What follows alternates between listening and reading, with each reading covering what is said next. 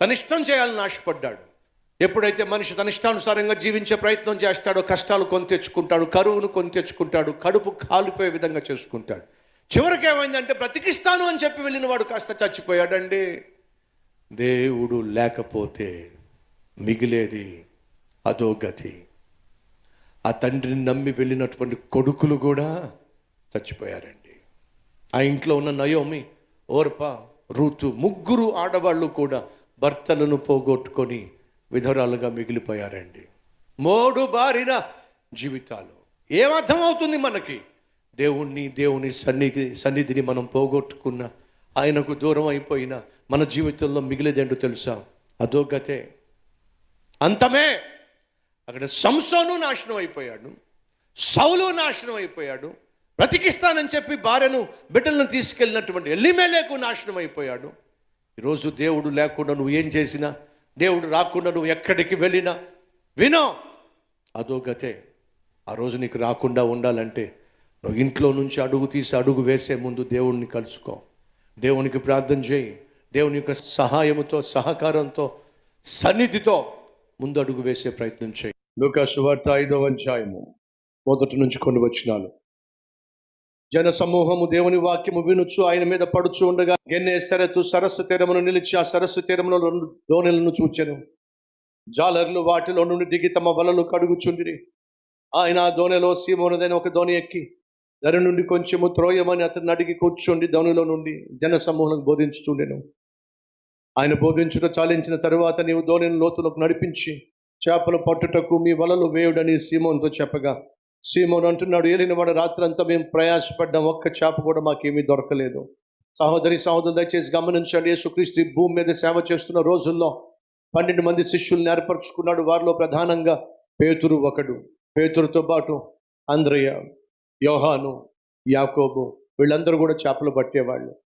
ఈ చేపలు పట్టే వారిని యేసుక్రీస్తు మనుషులను పట్టే జాలరుగా చేస్తానని చెప్పి మాట ఇచ్చి మరీ వారిని ఎన్నుకున్నాడు. ఇప్పుడు శిష్యులు ఏం చేశారో మార్కు సువార్త 1వ అధ్యాయంలో మనం చూస్తాం. 16వ వచనము. ఆయన గలిలయ సముద్ర తీరము వెలుచుండగా సీమోను సహోదరుడు అంద్రయ్యను సముద్రం వల వేయుట చూచెను. వారు జాలర్లు. యేసు అంటున్నాడు, నా వెంబడి రండి, నేను మిమ్మల్ని మనుషులను పట్టు జాలర్లుగా చేస్తాను అని చెప్పగా వెంటనే వారు తమ వలలు విడిచి ఆయనను వెంబడించిరి. ఆయన ఇంకా కొంచెం దూరం వెళ్ళి జబదేవు కుమారుడు యాకోబును అతని సహోదరుడు యోహానును చూచెను. వారు దోణిలో ఉండి తమ వలలు కరుగుచూనున్నారు. ఆయన వారిని పిలువగా వారు తమ తండ్రి అయిన జబదయి దోణిలో జీతగాండ్రి యొద్ద విడిచి ఆయనను వెంబడించిరి. దయచేసి గమనించండి. యేసుక్రీస్తు ఈ శిష్యుల్ని ఏర్పరచుకున్నప్పుడు, వారు జాలర్లుగా ఉన్నప్పుడు, నన్ను వెంబడించండి, మనుషులను పట్టే జాలర్లను చేస్తానన్నాడు. కొంతకాలం అయిపోయిన తర్వాత ఏం జరిగిందో చూద్దాం రండి. 29వ వచనము. వెంటనే వారు సమాజ మందిరం నుండి వెళ్ళి యాకోబుతోను యోహానుతోను సీమోను అంద్రయ్యను వారి ఇంట ప్రవేశించిరి. సీమోను అత్త జ్వరముతో పడి ఉండగా వారు ఆమెను గూర్చి ఆయనతో చెప్పిరి. ఆయన ఆమె దగ్గరకు వచ్చి చెయ్యి పట్టి ఆమెను లేవనెత్తెను. అంతటా జ్వరము ఆమెను విడిచిపెట్టి వెళ్ళిపోయిను గనుక ఆమె ఉపచారము చేసింది. ఈ రిఫరెన్స్ నేను చదివించడానికి ఒక ప్రధాన కారణం ఏమిటంటే, యేసు సేవ చేస్తున్నప్పుడు ఆ సేవలో సహకారులుగా ఉండడానికి శిష్యులను ఏర్పరచుకున్నప్పుడు వారు వలలను, వ్యాపారాన్ని, వాళ్ళ వ్యవహారాన్ని, వ్యాపకాన్ని విడిచిపెట్టి యేసుక్రీస్తును వెంబడించారు. చాలా సంతోషం. యేసుక్రీస్తుకు, పేతురు కుటుంబానికి ఒక పరిచయం ఏర్పడింది కాబట్టి యేసయ్య వాళ్ళ ఇంటికి వెళ్ళాడు. అత్తకు బాగోకపోతే యేసయ్య స్వస్థపరిచాడు. ఈ సీక్వెన్స్ జ్ఞాపకం పెట్టుకోండి. పేతురును అందరైనా మొదటిగా సేవకు పిలిచాడు. ఆ తరువాతే పేతురు ఇంటికి వెళ్ళాడు యేసు, అతను బాగు చేశాడు. రైట్? యేసు పేతురుని, అంద్రయ్యను, యాకోబును, యోహాన్ను పిలిచినప్పుడు వాళ్ళు ఏం చేశారు? వలలు విడిచిపెట్టారు. వాళ్ళు చేస్తున్న వ్యాపారాన్ని విడిచిపెట్టారు.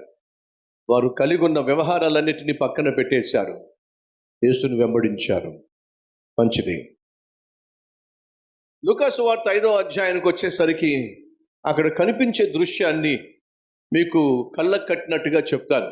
గిన్నె సరతు సరస్సు తీరమున, గిన్నె సరతు సరస్సు తీరమున అని ఉంది కదా.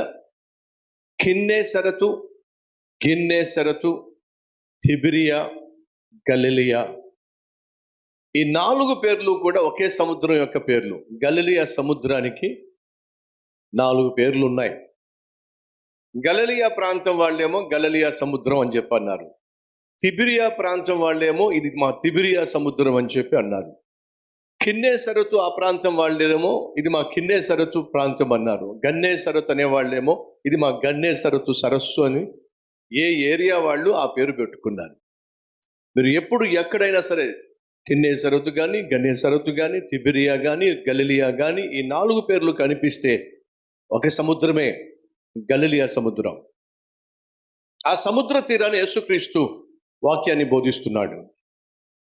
అలా వాక్యాన్ని బోధిస్తున్నప్పుడు అనేక వేల మంది వాక్యం వినడానికి బదులుగా యేసుక్రీస్తు మీద పడే ప్రయత్నం చేస్తున్నారు.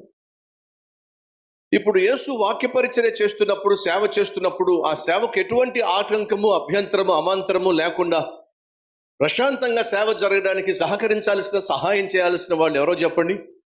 యేసుక్రీస్తు ఏర్పరచుకున్న శిష్యులు. మరి ఆ శిష్యులు ఇక్కడ కనపట్టలేదు ఏమిటండి? వాక్యం వింటున్న వాళ్ళు వచ్చి యేసుక్రీస్తు మీద పడుతూ వాక్యం బోధించకుండా ఆటంకపరుస్తున్నప్పుడు శిష్యులు అడ్డంగా నిలబడి, మీరు ప్రశాంతంగా కూర్చోండి, దేవుని రాజ్యమును గూర్చి యేసు బోధిస్తున్నాడు, ఆ బోధ మీకు అవసరం, మనకు అవసరం, వాక్యం విందాం, కూర్చోండి ప్రశాంత.